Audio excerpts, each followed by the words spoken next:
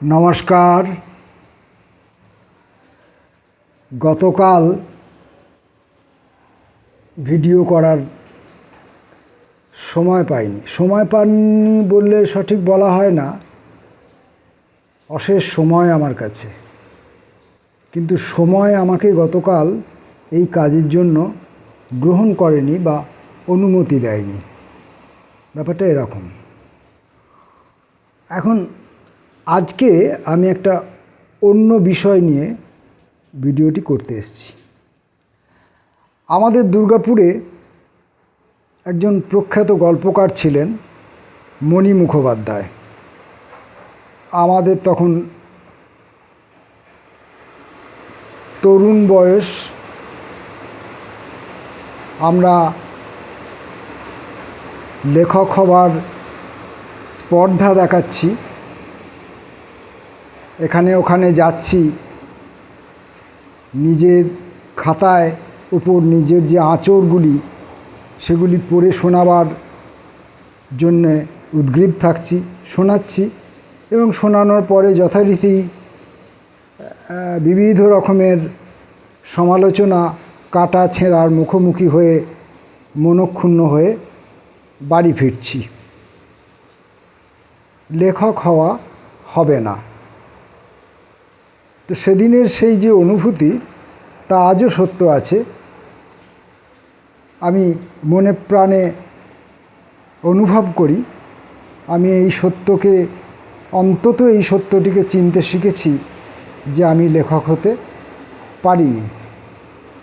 তো যাই হোক, তবু যে এই যে লেখক যে ভাব আছে, সেই লেখক ভাব থেকেই বলি যে দুর্গাপুরে একজন প্রখ্যাত গল্পকার ছিলেন মণি মুখোপাধ্যায়। তার বাড়িতে যেতাম, তাকে লেখা শোনাতাম, তার লেখাও আমরা শুনতাম, আরও অনেকেই যেতেন। এখন একদিন কথা প্রসঙ্গে তিনি জিজ্ঞাসা করছেন, কি দিশারি, লেখালেখি করছো তো? তা আমার সেদিন একটু বিমর্ষতা ছিল, যে কোনো কারণেই হোক, অথবা কোনো যথার্থ কারণ ছিল, তা আজ আর আমার মনে নেই। আর না দাদা, লেখা ছেড়ে দিয়েছি। একথা বলার পর উনি যে পাল্টা প্রশ্নটি আমাকে করে বসলেন, সেটি স্বপ্নেও ভাবিনি, এবং তখন এ ধরনের পাল্টা প্রশ্ন আসতে পারে এ ধরনের অভিজ্ঞতাও আমাদের জীবনে ছিল না। তিনি হঠাৎ আমাকে জিজ্ঞাসা করে বললেন, তুমি লেখালেখি শুরু করলে কবে, যে ছেড়ে দিলে? হ্যাঁ। এরপরেও আমি তার সঙ্গে এই বয়সে হলে বা এখনকার মনোবৃত্তিতে হলে, তাহলে আমি তাকে বলতে পারতাম যে তাহলে আপনি আমার কাছে লেখালেখির কথা জানতে চাইছেন কেন? কিন্তু সেটা না বলে তার ওই যে পাল্টা প্রশ্ন, সেই প্রশ্নে আমি এতটাই বিব্রত হলাম, এবং আমি তো বুঝতে পারলাম যে সত্যই তো, আমি তো লেখালেখি শুরুই করিনি, তাহলে আমি লেখালেখি ছেড়ে কখন দিলাম? তো ফলত সে মণি মুখোপাধ্যায় ছিলেন একজন গল্পকার। তাঁর চেনা মানুষের মুখ বলে সেই সময়ে একটি গল্পের বই বেশ আলোড়ন জাগিয়েছিল। লড়াকু জীবনের কথা, জীবনবাদী লেখক, রাজনীতি, মানুষের কথা, শোষণ বঞ্চনার বিরুদ্ধে লড়াই, আন্দোলনের কথা, এসব তার গল্পের বিষয় ছিল। চেনা মানুষের মুখ, এখন মনে আছে আমার বইটির প্রচ্ছদ করেছিলেন পূর্ণেন্দু পত্রী। তো তাঁর গল্প পড়ার পর, আরও অনেকের গল্প পড়ার পর, আমি কখনো সখনো যে গল্প লেখার চেষ্টা করিনি তা নয়, করেছি। আমার এক বন্ধু, পরবর্তীকালের আমার জুনিয়র বন্ধু, আমার খুব স্নেহের পাত্র, সে এখন একজন প্রখ্যাত গল্পকার এবং ঔপন্যাসিক, সে মণিশঙ্কর আমাকে দু একবার গল্প লেখাবার চেষ্টা করেছিল তার পত্রিকায়। আরও বন্ধুরাও আমাকে উৎসাহ দিয়েছিলেন। আমি দু একবার গল্প লেখার চেষ্টা করেছিলাম। গল্প না বলে সেগুলো বলা যেতে পারে গদ্য বা আত্মগত গদ্য, বা গদ্য লেখার অসফলতা। জনিত কিছু উৎপাদন প্রোডাক্ট। তো যাই হোক, আজকে সেই ধরনেরই একটা গদ্য আমি এখানে আজকে পড়ব বলে মনস্থির করেছি। সেটা গল্প বলে আপনারা কেউ ধরে নেবেন না, সেটা নিছকই গদ্যের ভঙ্গিতে আমার কিছু লেখার প্রচেষ্টা। যাই হোক, লেখাটার নাম লোকটা। এমনিতে ঘুম আসে না লোকটার, প্রত্যেক রাতে ঘুমের জন্য ট্যাবলেট খেতে হয়। পাড়ায় একটা ওষুধের দোকান আছে, নারায়ণী ফার্মেসি। দু ভাই মিলে দোকানটা চালায় তারা। দুজনেই পাশ করা ফার্মাসিস্ট।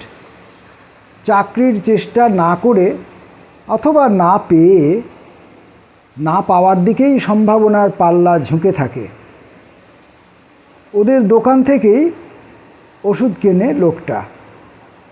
ছেলে দুটো ওই ঘুমের ওষুধটা কেনার সময় বারবারই বলে, এটা খাওয়া একটু কমান দাদা, একসময় দেখবেন এতেও আর কাজ হচ্ছে না। লোকটা কিছু বলে না, কেবল ঘাড় নাড়ে। ওর ঘাড় নাড়াটা তৃতীয় কোনো লোক যদি দেখেও তো, ওষুধের দোকান কি আর ফাঁকা থাকে কখনো? তারা স্পষ্ট বুঝতে পারে লোকটা যেন মনে মনে বলছে, আরও কয়েকটা বছর যাক বাবা, তখন বুঝবে। ডিডি বাংলার চ্যানেলে প্রত্যেক দিন দুপুর 3টের সময়, প্রত্যেক দিন কি নাকি সপ্তাহে 2 দিন, নাকি 1 দিন, নাকি মাঝে মাঝে বিন তুগলকের ইচ্ছা জাগলে, ঠিক মনে করতে পারছে না লোকটা। যাই হোক, সে যেদিনই হোক, যদিনই হোক, যেমনই হোক, হ্যালো ডাক্তারবাবু বলে একটা অনুষ্ঠান হয়। সেখানে ডাক্তারবাবু প্রায়ই ওভার দ্য কাউন্টার ওষুধ কেনার ও সেই ওষুধ নিজের ইচ্ছে মতো খাওয়ার বিরুদ্ধে কথা বলেন। এটা যে মোটেই ভালো অভ্যাস নয় তাও তারা বলেন। এটা একজন মানুষের শিক্ষার পরিচয়ও নয়, এমনও বলেন। এই লোকটা যখন টিভিতে সেই আলোচনাগুলো শোনে, তখন ডাক্তারবাবুদের চোখে মুখের ভাষা দেখে স্পষ্ট বুঝতে পারে, বলছি বটে, তবে সাধারণ মানুষের এমন না করেও উপায় থাকে না অনেক সময়। ডাক্তারবাবুদের মতো এবং আরও অনেক অনেক লোকের মতো এই লোকটাও জানে সর্বত্র সবসময় ডাক্তার পাওয়া যায় না।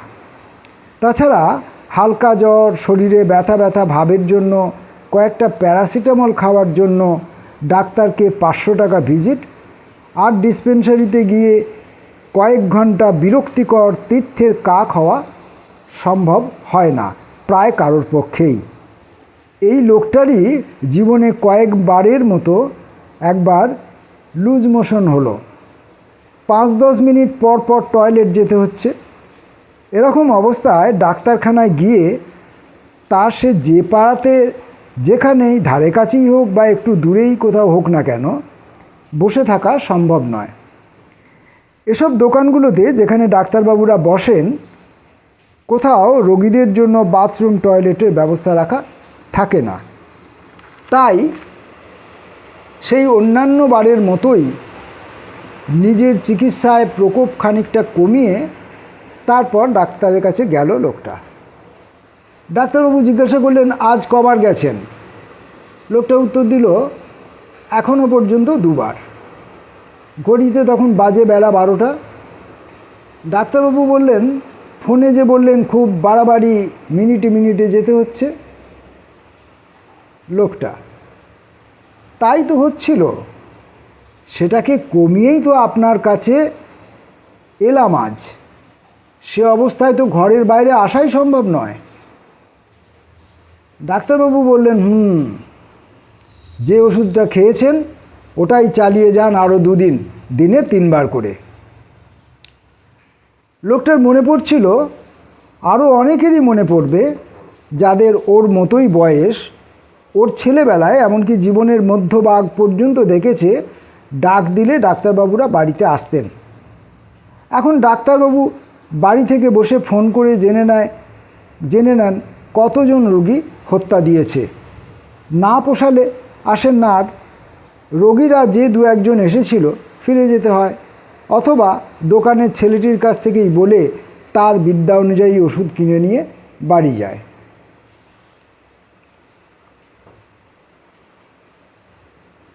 এমনিতে ঘুম আসে না লোকটার।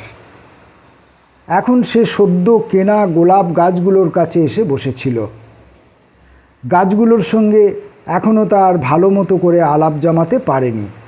পরস্পরকে চিনতে জানতে কিছুটা সময় তো দিতেই হয়, কিন্তু মানুষের হাতে সময় কোথায় যে তা ব্যয় করবে? এই লোকটার কাজকর্ম কিছু নেই বললেই হয়, তবু কাউকে সময় দেবার সময় তার নেই। ঘুম তার কাছ থেকে প্রায় সব সময়ই কেড়ে নেয়। এখন সে গাছগুলোর কাছে এসেছে, তাদের চিনতে চায়, বুঝতে চায়, স্পর্শ করতে চায়, অথচ ঘুম তার সমস্ত ইচ্ছের উপর জল ঢেলে দিচ্ছে। যখন কিছু করতে চায় তখন তা করতে দেবে না ঘুম। আবার যেই সে ঘুমাতে যায়, নাগালের বাইরে চলে যায়, তখনই। যে বিক্রেতা ছেলেটি গাছের চারা দিয়ে যায়, সেই ছেলেটি ভারী মিষ্টি। নতুন গাছের চারা, নতুন নতুন নানান রঙের টব সমেত নিয়ে আসে। সেই সব ছোট ছোট গাছেই ফুল ফল ঝুলে থাকে। সেই ছেলেটি যেন ম্যাজিশিয়ান, যেন পিসি সরকার, যেন সে আয়তো বললেই গাছে ফুল ফুটে ওঠে, ফল ঝুলতে থাকে ডালে ডালে। তাকে দেখলেই লোকটার নেশা লেগে যায়। খুব ছোটোবেলাতেই ছেলেটার বাবা মা মারা যায়। প্রথমে বাবা মারা যায়। যখন ছেলেটার কণ্ঠস্বর একটু ভাঙতে শুরু করেছে, যখন তার গালের রঙে হালকা মেঘের ছোঁয়া লাগতে শুরু করে, তখন একদিন তার মাও মারা যায়। এর দরজায় ওর দরজায় লাথিঝাঁটা খেয়ে, চায়ের দোকানে এক মুঠো ভাতের বিনিময়ে কাজ করে কোনো রকমে চলছিল। কোনো দিন চুরি, কোনো দিন কারো পকেটমার, কোনো দিন পুলিশের হাজতে লাঠের বাড়ি, আর বিনা পয়সার ভাত খেয়ে খেয়ে চলতে থাকে। এভাবেই একদিন সে শৈশব কৈশোর কাটিয়ে ফেলে। হঠাৎ একটা মেয়ে তাকে এই বুদ্ধিটা দিয়েছিল, এই গাছ বিক্রির বুদ্ধিটা। মেয়েটা লোকের বাড়ি ঝিয়ের কাজ করে। সেই কাজের উপার্জন থেকে সে ওকে 5টা গাছ কিনে দেয়। সেই লেখাপড়া না জানা মেয়েটি এই লেখাপড়া না জানা ছেলেটিকে শেখালো 5 কীভাবে 10 হয়, 10 কীভাবে 20 না হলেও 15 হয়। লোকটা সেই ছেলেটাকে নিয়ে বেশিক্ষণ চিন্তা করতে পারে না। তার চিন্তা মেয়েটির দিকে বাঁক নেয়। মেয়েটিকে সে দেখেনি, কিন্তু একবারেও যে দেখেনি তাও বলা যায় না। পাড়ায় পাড়ায় বহু জায়গায় অনেক বাড়িতে সে মেয়েটাকে সে কাজ করতে দেখেছে। মেয়েটা কখনো নিতান্তই রোগা ঢ্যাঙা, কখনো কালো হলেও গোলগাল, কখনো হাসিতে ফেটে পড়া, কখনো খুবই মুখরা। মেয়েটা কখনো ফ্রক, কখনো শাড়ি, কখনো বাংলায় কথা বলে, কখনো দেহাতি হিন্দিতে। লোকটা তার ভাবনাকে কখনো নিয়ন্ত্রণ করতে পারে না। একদিন সে ওই মেয়েটার সঙ্গে ওই ছেলেটার বিয়ের ব্যবস্থা করে ফেলে। সমস্ত ব্যবস্থা যখন ঠিকঠাক, তখনই হঠাৎ লোকটার ঘুম পেয়ে যায়।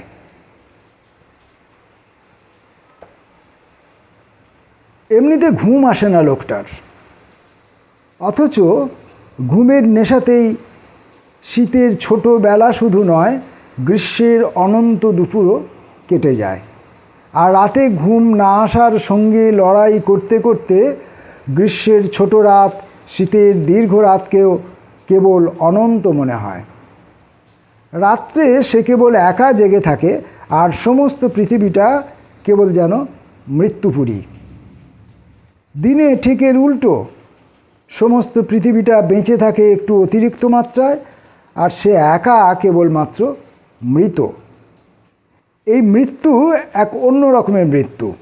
এখানে মৃতদেহ কিন্তু সব কিছু দেখতে পায়, শুনতে পায়, জানতেও পারে, অথচ অন্যকে সে কিছুই দেখাতে পারে না, শোনাতে পারে না, জানাতে পারে না, কিছু বলতেই পারে না, লিখতে পারে না, কোনো ক্রিয়াপদই তার ভেতরে সক্রিয় হতে পারে না।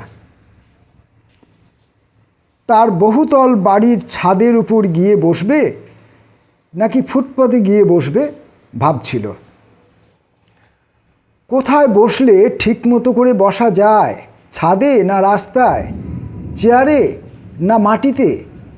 সে যখন এই সব অপ্রয়োজনীয় বিষয় নিয়ে চিন্তা করে, তখন পৃথিবীতে বিভিন্ন জায়গায় বিভিন্ন রকম ঘটনা ঘটতে থাকে। অদূরে পুরনো একটা বাড়িতে, খুব পুরনো নয়, হয়তো 2-4 বছরের হবে, আরও কিছু সংযোজন বিয়োজন হচ্ছিল। খানিকটা অংশ ভেঙে ফেলা হচ্ছিল, আবার সে বাড়িরই খানিকটা ফাঁকা জায়গায় শূন্যস্থান পূরণ হচ্ছিল। কুমিরের দাঁতের মতো ভাঙা দেওয়ালের ফাঁকে ফাঁকে নবনির্মিত অংশগুলো ঢুকে যাচ্ছে। সে বাড়ির পূব দিকের ব্যালকনিতে একটি মেয়ে এসে দাঁড়ালো।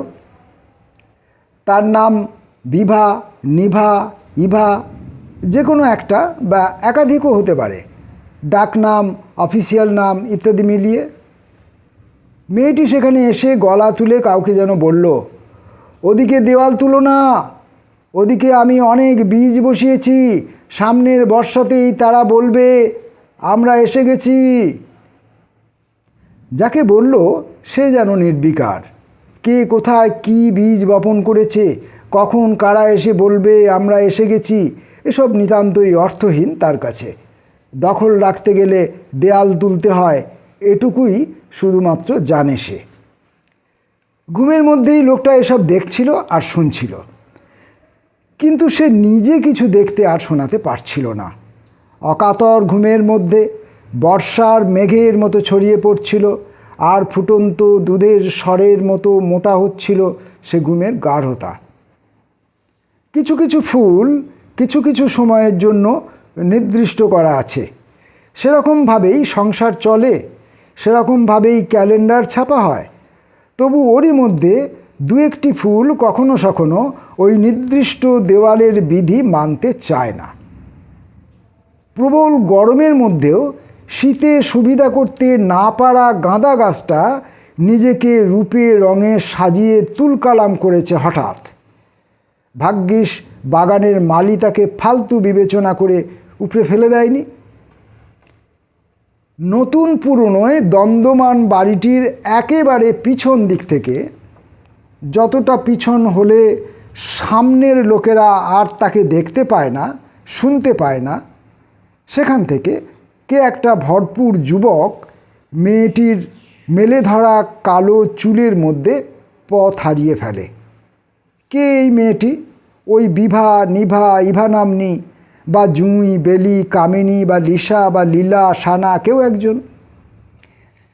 যেই হোক না কেন তার গায়ের রং, চোখের হ্যালো, রঙের গন্ধ অথবা পিঠের আড়ালে লুকিয়ে থাকা কল্পনা কিন্তু হুবহু একই।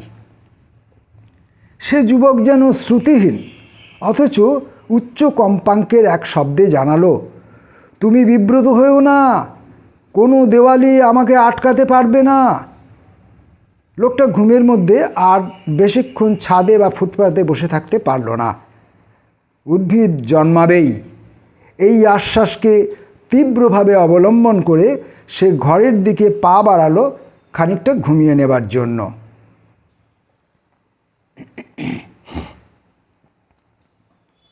দরজা কে খোলা রেখেছিল কে জানে। লোকটা হয়তো নিজেই খোলা রেখেছিল মনের ভুলে। কিছুই তার মনে থাকে না আজকাল। কথাটা হয়তো ঠিক বলা হলো না। যা যা সে মনে রাখতে চায় সেগুলোর কোনোটাই সে মনে রাখতে পারে না। আর যা সে ভুলে যেতে চায়, যা তার ভুলে যাওয়া উচিত, যা ভুলে গেলে সকলের মঙ্গল, তা সে ভুলে যেতে পারে না। মনে থাকাটা সেইখানে যেন মিছরির মতো জমাট বেঁধে শক্ত হয়ে বসে থাকে। কেমন আছিস? যোগাযোগ তো আর রাখিসই না। হঠাৎ উদয় হয় ঘরের মেঝের মধ্যে একটা লোক। এই বাড়ির লোকটা, মানে এই গল্পের লোকটা স্পষ্ট বুঝতে পারে ওই লোকটা বহু দূর থেকে আসছে। কুয়াশা ঢাকা একটা অস্পষ্টতা লেগে আছে ওর শরীরে, কণ্ঠে কিন্তু নয়। খুব স্পষ্ট করে চিনতে পারছে এমনও নয়, আবার চিনতে যে পারছে না তেমনও নয়। তার মনের অবস্থাটা চিনতে পারার দিকেই যেন ঝুঁকে আছে। মনে পড়ে লালটুকে, পড়ছে না অশোককে, বিভাসকে। একটুক্ষণ থেমে সে আবার বলে, মনে পড়ছে তো? এবার মনে পড়ছে, বল কাকে? লালটুকে, অশোককে না বিভাসকে? বিভাসকেই মনে পড়ছে সম্ভবত। তা সে যাকেই মনে পড়ুক, এই আমি কিন্তু সেই লালটু, সেই অশোক, এমনকি সেই বিভাসও। এই গল্পের লোকটা যার ঘুম পায় না, অর্থাৎ যে ঘুমকে পায় না আবার ঘুমকে ছেড়েও থাকতে পারে না, সে বলে, মনে পড়া বিষয়টাকে আমি বহুকাল আগেই মুছে দিয়েছি। কি উদ্দেশ্যে তোমার আগমন সেটা বলো। মুছে দিয়েছি বললে তো হয় না, আদতে সেটাকে মুছে ফেলা যায় না।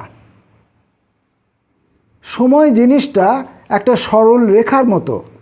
এখন তুই যেখানে দাঁড়িয়ে আছিস সেই জায়গাটাকে বলে বর্তমান। তোর ওই বর্তমানের ডানে আর বামে প্রচুর, ইনফ্যাক্ট অনন্ত সময় বিছিয়ে পড়ে আছে। তোর বাঁ দিকের অংশটা যেখানে আমি দাঁড়িয়ে আছি সেটাকে বলে অতীত, আর তোর ডান দিকের অংশটায় যাদের সঙ্গে তোর এখনও সাক্ষাৎ হয়নি অথচ হবে ক্রমে ক্রমে, সেই সময়টাকে বলে ভবিষ্যৎ। এই অতীত সময়ের সঙ্গে তোর আমার মতো প্রচুর চরিত্র আছে, আর আছে অনেক অনেক ঘটনা। সেগুলো ঘটে গেছে। তোর দক্ষিণ দিকের সময়ের সঙ্গেও অনেক অনেক চরিত্র আর ঘটনা নির্দিষ্ট হয়ে আছে। ওরা সবাই অপেক্ষা করছে তোর মতো একদিন বর্তমান হবে বলে। তোর সঙ্গে একসঙ্গেই তারা বর্তমান হবে, তারপর তুই আর তারা সকলেই এই বাঁ দিকে অর্থাৎ আমার সঙ্গে অতীত হবার জন্যে চলে আসবি। এমনিতে ঘুম না আসা লোকটার ঘুম ভেঙে গেল। সারা শরীরের ডিহাইড্রেশন বুকের উপর এসে জমা হয়েছে। বিছানার পাশে টেবিলের উপর রাখা জলের বোতলটা মুখের ওপর ধরে। আস্তে আস্তে স্বাভাবিক হয়ে আসে দেহ মন। ঘড়ির দিকে তাকাতেই দেখে অনেক বেলা হয়ে গেছে, 8টা বেজে গেছে। একদম বিশ্রীভাবে ঘুমিয়ে গিয়েছিল সে। ঝটপট করে বিছানা ছেড়ে টুথব্রাশে পেস্ট লাগায়, কিচেনে গিয়ে চায়ের কেটলিটা বসিয়ে আসে, মোবাইল ফোনটার সুইচ অন করে, চোখ মুখ ধুয়ে চা খেতে খেতে সকালে শুভেচ্ছা বার্তা দেওয়া নেওয়াগুলো সেরে ফেলে। মেসেঞ্জারে গিয়ে একটা মেসেজে চোখ আটকে যায়। সে লিখেছে আজ সে আসবে। জানালার বাইরে তাকিয়ে দেখে সূর্যের আলোয় আজ একটা গোলাপি আভা। স্নান করে তাড়াতাড়ি তৈরি হতে হবে। অফিসে এখন খুব কাজের চাপ। আর্থিক বছরের শেষে প্রতি বছরই এমন হয়। ঘরে রান্না করার আজ আর সময় হবে না। এমনিতেও সে বিশেষ কিছু রান্না করে না। খাওয়ার ব্যাপারে তার হলেও হয় না হলেও হয় এরকম একটা ভাব। সামান্য মাছের ঝোল ভাত রান্নারও আজ আর সময় হবে না। খাওয়াটা আজ অফিস ক্যান্টিনেই সারতে হবে। তাছাড়া সে যদি দুপুরের আগে এসেই যায় তবে তার পছন্দের মতো কোনো রেস্তোরাঁতেও যেতে পারে। কেমন লাগলো? এটি কি গল্প হলো নাকি প্রলাপ হলো? এটি কি কোনো সুস্থ গদ্য হলো? বাক্যবিন্যাস কি যথাযথ হলো? এটি কি বাংলা ভাষায় লেখা হলো? সব সমেত মিলিয়ে আপনারা যদি মতামত দেন আমি খুশি হব। হয়তো আমি গদ্য লিখতে উৎসাহ পাবো, যে লেখা আমি ছেড়ে দিয়েছি হয়তো আগামী দিনে সেই গদ্য লেখাতে আবার ফিরে আসতে পারি। নমস্কার, ধন্যবাদ।